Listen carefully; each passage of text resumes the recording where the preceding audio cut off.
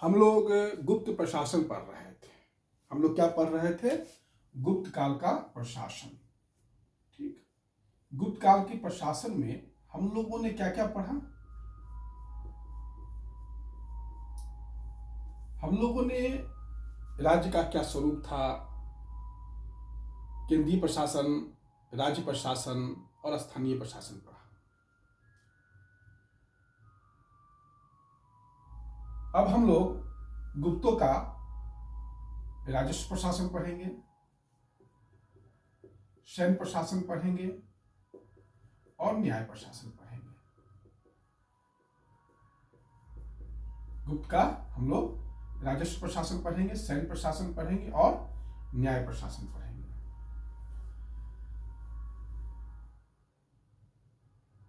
राजस्व प्रशासन सबसे पहले पढ़ेंगे और राजस्व प्रशासन पढ़ाने से पहले मैं आपको दो फैक्ट्स शेयर करना चाहता हूं। एक, मैं आपको यह स्पष्ट कर देना चाहता हूं कि गुप्त काल का सबसे बड़ा और महत्वपूर्ण अधिकारी अगर कोई था तो कुमारम मात्य था। अगर आपसे क्वेश्चन पूछ लिया जाए कि गुप्त काल का सबसे बड़ा अधिकारी या सबसे महत्वपूर्ण अधिकारी कौन था, तो आपका आंसर होगा कुमारम मात्य। क्लियर? कंफ्यूजन नहीं, नो कंफ्यूजन।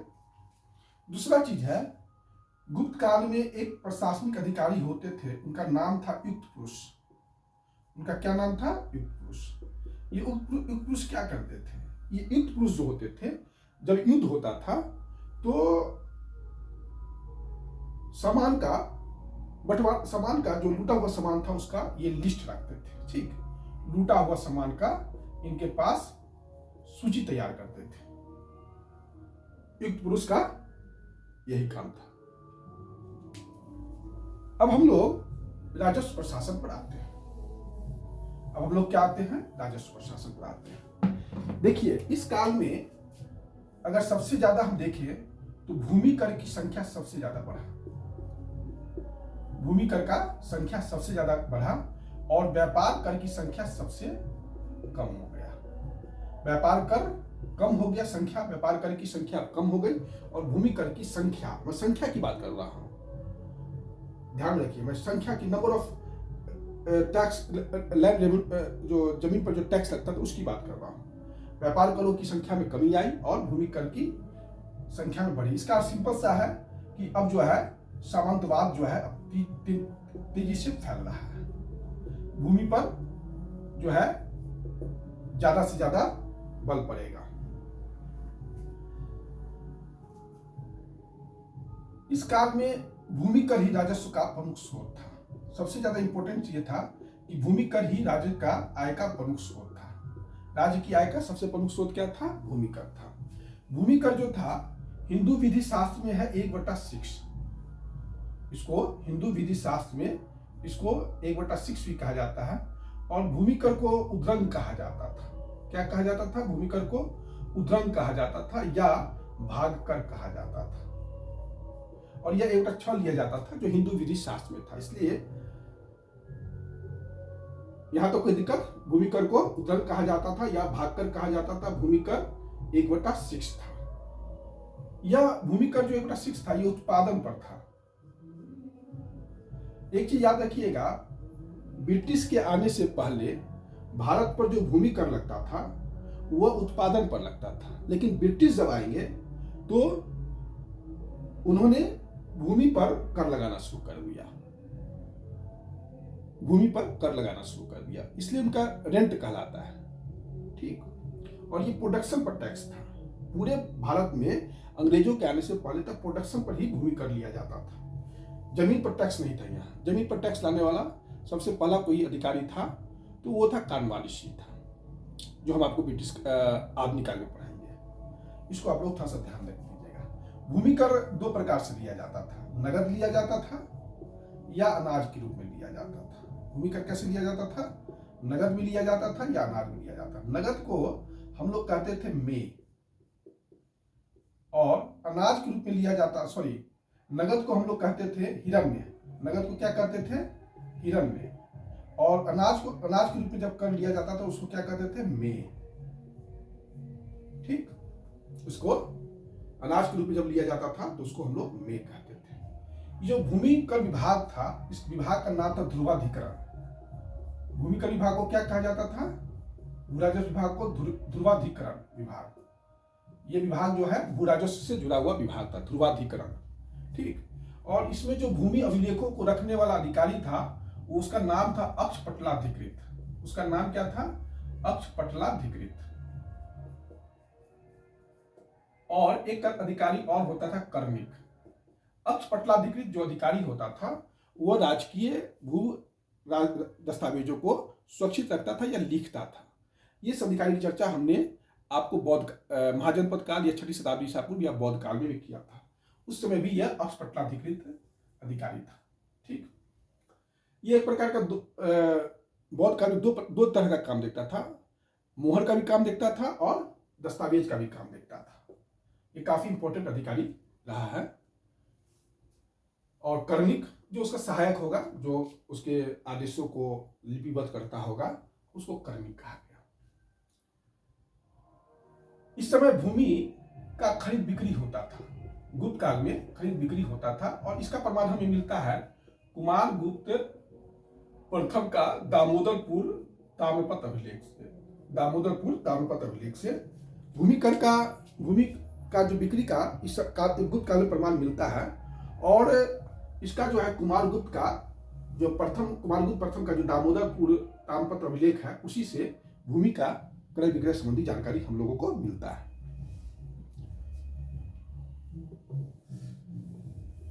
भूमि उपयोगिता के आधार पर भूमि को 5 भाग में बांटा गया था। उपयोगिता के आधार पर, और उसकी क्या उपयोगिता है उसके आधार भूमि को 5 भाग में बांटा गया था। पहला भूमि था क्षेत्र।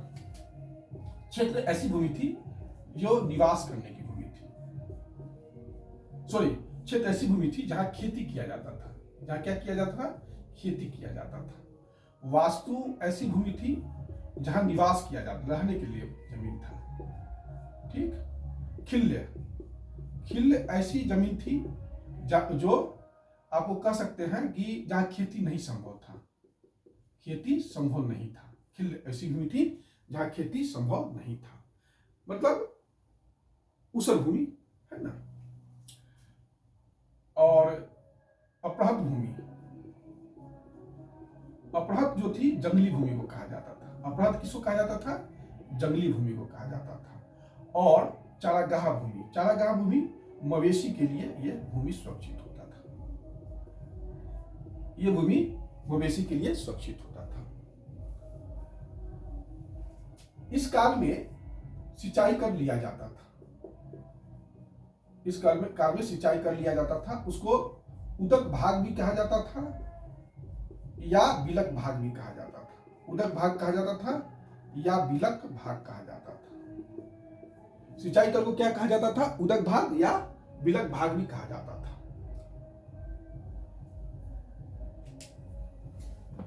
इसे थोड़ा ध्यान रखिएगा। उदक भाग या बिलक भाग सिंचाई कर को कहा जाता था। जब राज्य जो सिंचाई की सुविधा देता था तो उदक भाग या बिलक भाग नामक वह सिंचाई कर देता था।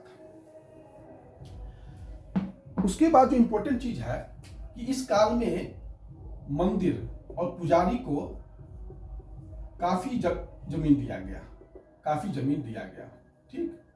और इस समय जो जमीन दिया गया दान में, वो स्वामित्व का भी अधिकार दे दिया गया। कर प्रशासन का भी अधिकार दे दिया गया। ये सब जो है टोटल जो है दान ग्रहीता को दे दिया जाता था। और ये 2 उद्देश्य से दिया जाता था। या तो धार्मिक इसका उद्देश्य होता था या इसका उद्देश्य शैक्षणिक होता था। और ऐसी जमीन जो है अग्रहारी कहलाती थी। अग्रहार कहलाता था। वैसी जमीन क्या कहलाती थी? अग्रहार कहलाती थी। इस काल में, गुप्त काल में, सबसे ज्यादा मंदिरों को, पुजारियों को, ब्राह्मणों को जो है जमीन दान में दिया गया। और जमीन दान ही नहीं दिया गया, जमीन का स्वामित्व भी उनको दे दिया गया। टैक्स का भी अधिकार दे दिया गया। तो इस सबसे क्या हुआ? ये धार्मिक कारणों से दिया गया या शैक्षणिक कारणों से दिया गया। और ऐसी जमीन को अग्रहार कहा गया। ऐसी जमीन को क्या कहा गया? अग्रहार कहा गया। थोड़ा सा सबको ध्यान में आप लोग रखिएगा। ये हो गया जमीन संबंधी हमारे पास सूचना जो था वो मैं आपको दे दिया।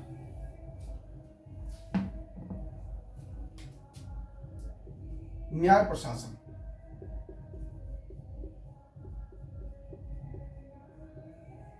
न्याय प्रशासन में राजा जो है न्याय का सबसे हेड होता था। राजा जो है न्याय का सबसे बड़ा हेड होता था, लेकिन एक अधिकारी जो है महादंडनायक का यहाँ पर चर्चा मिलता है। महादंडनायक का चर्चा मिलता है। ठीक। न्याय प्रशासन जो था, न्याय जो था, दंड जो था वो कठोर नहीं था, नरम था। मृत्युदंड नहीं दिया जाता था, मृत्युदंड नहीं दिया जाता था। आर्थिक दंड दिया जाता था, आर्थिक दंड दिया जाता था। शारीरिक दंड नहीं दिया जाता था, वो कम से कम दिया जाता था। लेकिन कोई व्यक्ति बार बार राजद्रोह करता था तो उस व्यक्ति को आपको दाहिना हाथ काट लिया जाता था। ये सब सूचना फायान देता है। ये सब सूचना कौन देता है? फायान देता है। एक चीज यहाँ पर जो न्याय प्रशासन में कमी है वो यह है कि जो श्रेणी होता था, श्रेणी समझते हैं, व्यापारी और शिल्पियों का जो व्यापारी या शिल्पी का जो संगठन होता था उसको श्रेणी कहा जाता था। और जो श्रेणी के जो नियम होते थे, श्रेणी के नियम व्यापारियों और शिल्पियों पर लागू होते थे, राज्य का नियम यहाँ पर लागू नहीं होता था। ये सबसे बड़ा कमजोरी देखिए राज्य का, कि राज्य का नियम श्रेणी पर लागू नहीं होता था। मौर्य काल में राज्य का नियम श्रेणी पर लागू होता था, लेकिन इस काल में श्रेणी पर इसका कंट्रोल नहीं था। तो ये न्याय प्रशासन की कमजोरी है ना, कि व्यापारी और शिल्पियों के लिए न्याय उसका जो है न्याय प्रशासन उसका श्रेणी देखेगा, ये गलत चीज था ना। इस समय देखिएगा पुग, कुल, श्रेणी, ये सभी जो था न्यायिक संगठन था। ये सभी जो है न्यायिक काम करता था। ठीक। पुग, कुल, श्रेणी, ये सभी जो है न्यायिक काम यहां पर करता था। मेरे ख्याल से यहां तक आपको समझने में कोई दिक्कत नहीं हो रहा होगा।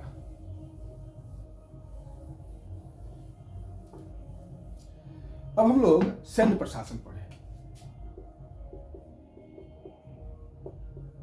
देखिए राजा प्रमुख सेनापति होता था, लेकिन महाबलाधिकृत जो है इसका सैन्य प्रशासन का हेड होता था। ठीक। और दो अधिकारी की चर्चा है, भटाश्वपति, ये अश्वसेना का प्रधान था, और महापीलपति, ये घोड़ा, महापीलपति हाथी विभाग का प्रमुख था। इस समय चतुरंग सेना थी। इसमें कैसी सेना थी? चतुरंग सेना थी। चतुरंग सेना में आता था पैदल, हाथी, घोड़ा और रथ। ये चतुरंग सेना इसी को कहा जाता था, पैदल, हाथी, घोड़ा और रथ। इसी चतुरंग सेना से शतरंज आया। शतरंज का जो खेल है वो कहीं ना कहीं पैदल, हाथी, घोड़ा, रथ जो चतुरंग सेना कहलाती थी, इसी से शतरंज खिलाया। शतरंज को पहले चतुरंग ही कहा जाता था। शतरंज को क्या कहा जाता था? चतुरंग ही कहा जाता था। और शतरंज का आविष्कार भारत में हुआ। भारत से यह ईरान गया और ईरान से यह यूरोप की ओर चला गया। ठीक। ये सैन्य प्रशासन पढ़ाते समय क्योंकि चतुरंग आया, तो चतुरंग से मुझे ये बात भी ध्यान में आया कि शतरंज को चतुरंग भी कहा जाता है। और शतरंज का खेल का आविष्कार कहीं ना कहीं क्या भारत में ही हुआ था, और यहीं से ईरान गया, फिर ये यूरोप की ओर चला गया। तो ये आपका सैन्य प्रशासन हुआ। गुप्तों का सैन्य प्रशासन रियली बहुत मजबूत रहा होगा, तभी ये लोग जो है पूरे भारत को एक सूत्र किए, एक सूत्र में लाए, शासन में लाए। इसलिए इनकी सेना पर जो है, अब हम लोग सैन्य प्रशासन पढ़ लिए। अब हम चाह रहे हैं कि कुछ चीज हम आपको फैक्ट्स कुछ चाह रहे हैं कि दे दें। देखिए जैसे धनवंतरी है, ये धनवंतरी जो था चंद्रगुप्त विक्रमादित्य के दरबार में था, नवरत्न में था। और ये जो था आयुर्वेद का बहुत बड़ा पंडित था। आयुर्वेद मतलब आयुर्वेद शास्त्र का बहुत बड़ा पंडित था। नवरत्नों में सबसे अगर कोई महान था तो कालिदास था। अगर पूछ दिया गया परीक्षा में कि नवरत्न में सबसे महान कौन थे, तो वो थे कालिदास। एक थे छपानक। छपानक जो थे फलित ज्योतिष के ज्ञाता थे। परीक्षा में पूछ लिया जाता है कि छपाना किस क्षेत्र के विशेषज्ञ थे। ये भी चंद्रगुप्त विक्रमादित्य के नवरत्न में शामिल थे, छपाना या छपनक जो भी कह लीजिए। फलित ज्योतिष के ये आचार्य थे, ये फलित ज्योतिष के आचार्य थे। ये सब थोड़ा सा ध्यान में रखिएगा, आपको परीक्षाओं में पूछा जा सकता है।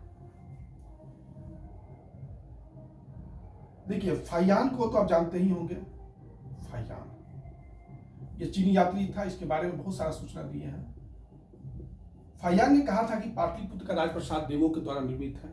ये फाहियान ने बताया था, देवता ने मौर्यों के राजमहल को निर्माण किया है। फाहियान की सूचना है। फाहियान एक और सूचना देता है इंपॉर्टेंट, कि पाटलिपुत्र में एक हॉस्पिटल था।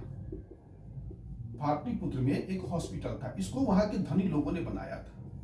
और इतना यहाँ पर आपको 3 चीज मुफ्त मिलता था। देश से सारे गरीब लोग, चाहे जिनको भी जरूरत था, वे लोग यहाँ इलाज कराने पाटलिपुत्र आते थे। यहाँ पर आपको दवा मुफ्त मिलता था, इलाज मुफ्त में मिलता था, और भोजन भी मुफ्त में मिलता था।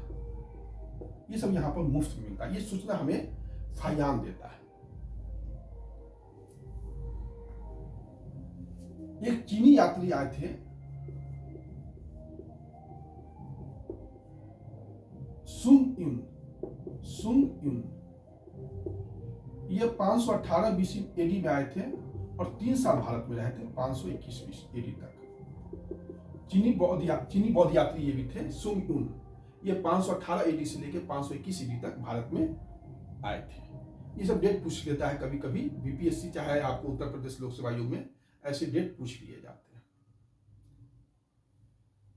मैंने बताया था कि हुन शासन का संस्थापक कौन था? तोरमान था। तो हुन तो जो थे वो मध्य एशिया के निवासी थे। हुन कहाँ के निवासी थे? मध्य एशिया के निवासी थे। ये बर्बर थे और भारत पर आक्रमण किए थे, घोड़ा पर सवार होकर आए थे। लेकिन यहाँ ये दूसरे दल के नेता थे, हुनों के दूसरे दल के नेता थे। दूसरे दल का अर्थ मतलब पहला हुन पहली बार आए होंगे, फिर दूसरी बार आए होंगे, तो ये दूसरी बार जो हुन आए थे उसी का नेता था तोरमान। तोरमान का एक मध्य प्रदेश में एक जगह है एरन में एक मिला है वरहा का प्रतिमा मिला है। वरहा का क्या मिला है? प्रतिमा मिला है। वहां पर तोरमान का एक लेख मिला है और उस लेख में मिला वर्णन है कि धान्य विष्णु इनका पहला वर्ष सामंत था। धान्य विष्णु इनका पहला वर्ष मतलब 1 साल के लिए सामंत था। तोरमान के पहले शासन वर्ष में धान्य विष्णु इनका सामंत था। यह वरहा एरन के वरहा जो प्रतिमा है उस पर लिखा हुआ है तोरमान का। ये थोड़ा सा ध्यान देना है। तोरमान के बाद मिहिरकुल था। ठीक, मिहिरकुल के बारे में मैंने सूचना दिया था कि इसको गुप्त शासक नरसिंहगुप्त बालादित्य ने पराजित किया। लेकिन ये सूचना कौन देता है? तो चीनी बौद्ध यात्री ह्वेनसांग सूचना देता है कि हुन शासक मिहिरकुल को गुप्त शासक नरसिंहगुप्त बालादित्य ने पराजित किया। यह सूचना चीनी यात्री ह्वेनसांग देता है। उत्तर प्रदेश लोक सेवा आयोग ऐसे सवाल पूछता है कि पूछ देगा कि किस विदेशी यात्री ने सूचना दिया है कि हुन शासक मिहिरकुल को पराजित करने वाला शासक नरसिंहगुप्त बालादित्य था। तो आपका आंसर होगा ह्वेनसांग। दूसरा है कि मालवा का शासक जो यशोधर्मन है, इसका 532 एडी का अभिलेख है, मंदसौर अभिलेख, और इसने भी हुन शासक मिहिरकुल को पराजित किया था। मिहिरकुल को पराजित किया था। ये सब थोड़ा सा आप लोग ध्यान में रखिएगा। देखिए दिल्ली जब जाइएगा तो दिल्ली में कुव्वतुल इस्लाम मस्जिद है। दिल्ली में क्या है? कुव्वतुल इस्लाम मस्जिद है। और उसके आंगन में आप जाइएगा तो कुतुब मीनार है। कुतुब मीनार कहाँ है? दिल्ली में मेहरौली एक जगह है, वहीं पर है, मेहरौली में। तो कुतुब मीनार के मेहरौली में जब जाइएगा तो इसी कुव्वतुल इस्लाम मस्जिद के प्रांगण में कुतुब मीनार भी है और एक लौह स्तंभ भी है। एक लौह स्तंभ भी है और ये चंद्रगुप्त विक्रमादित्य का है। इस पर चंद्र नाम का राजा का चंद नाम का एक राजा का नाम लिखा हुआ है। चंद का अर्थ हुआ चंद्रगुप्त विक्रमादित्य। इसमें इसकी उपलब्धियों का वर्णन है। और लौह स्तंभ के ऊपर जो है आप देखिएगा तो गरुड़ का चित्र है, अर्थात भगवान विष्णु को यह समर्पित है। यह स्तंभ, लौह स्तंभ किसको समर्पित है? भगवान विष्णु को समर्पित है। इसके बारे में एक कथा है, प्रसिद्ध कथा है कि ये 410 एडी में चंद्रगुप्त विक्रमादित्य ने इसे उदयगिरी के पास विष्णुगिरी में स्थापित किया था। उदयगिरी के पास विष्णुगिरी में स्थापित किया था भगवान विष्णु के सम्मान में, क्योंकि वह खुद भी चंद्रगुप्त विक्रमादित्य परम भागवत का उपाधि लिया था अपने और विष्णु का उपासक था। तो ये लौह स्तंभ के बारे में थोड़ा सा आप लोग ध्यान में रखिएगा।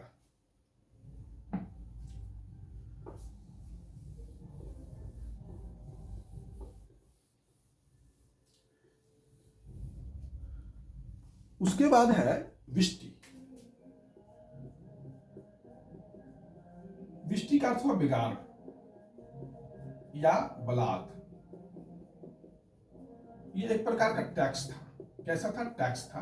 ये मौर्य काल में लगता था, ये मौर्य काल में भी लगाया जाता था। गुप्त काल में भी विष्टि कर देखने को मिलता है।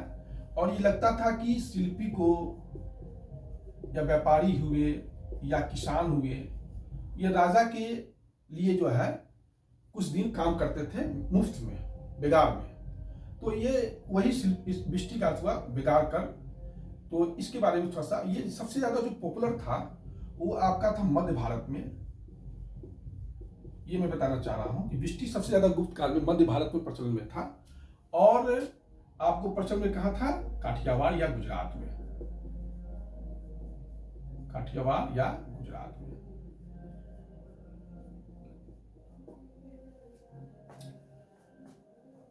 उत्तर प्रदेश लोक सेवा आयोग में गुप्त शासक की पत्नियों का नाम पूछ लेता है। तो मैंने बहुत सारी लोगों का चर्चा कर दिया है, लेकिन एक शासक का मैंने वाइफ का नाम नहीं बताया है, वो बता देता हूं। कुमारगुप्त प्रथम की पत्नी का नाम अनंत देवी था। ये पूछा जाता है खासकर उत्तर प्रदेश लोक सेवा आयोग में। कुमारगुप्त प्रथम की पत्नी का नाम अनंत देवी था। आपको दे देगा चंद्रगुप्त विक्रमादित्य, कुबेर नागा, इस तरीके से मिलाने को दे देगा। उसके बाद कुमार देवी का विवाह चंद्रगुप्त प्रथम से हुआ, दत्त देवी का विवाह समुद्रगुप्त से हुआ। तो ऐसे नाम आपको मिलाने के लिए दे देगा। तो ये सब थोड़ा सा आप लोग ध्यान में दीजिएगा।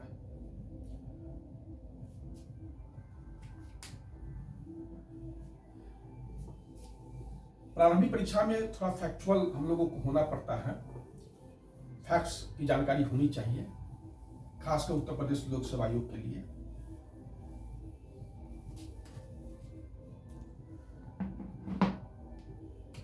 उसके बाद एक इंपॉर्टेंट है, शुद्रक ने एक मृच्छकटिकम लिखा नाटक, मृच्छकटिकम।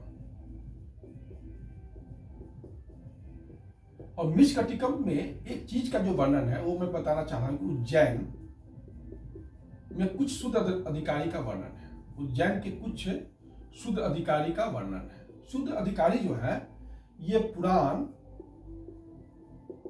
का श्रवण करते थे, मतलब पुराण को सुनते थे। जैसे तो इसका अर्थ है कि गुप्त काल में आके शूद्रों को पुराण का श्रवण का अधिकार मिल गया, सुनने का अधिकार मिल गया।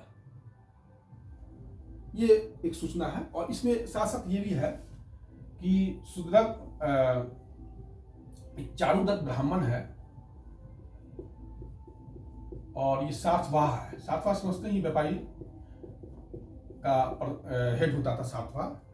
और इसकी जो लव अफेयर था वो बसंत, एक गणिका की पुत्री थी बसंत सेन, उसी से इसका लव अफेयर चलता था। उसी पर यह शूद्रक का मृच्छकटिकम लिखा हुआ है। यही सब है आपको गुप्त काल के बारे में छोटी छोटी सूचना देना। फिर अब हम लोगों को पढ़ना है, समाज है, अर्थव्यवस्था है, धर्म है, संस्कृति है। अब हम लोग एक एक टॉपिक करके पढ़ते रहेंगे। आज इतना ही, धन्यवाद।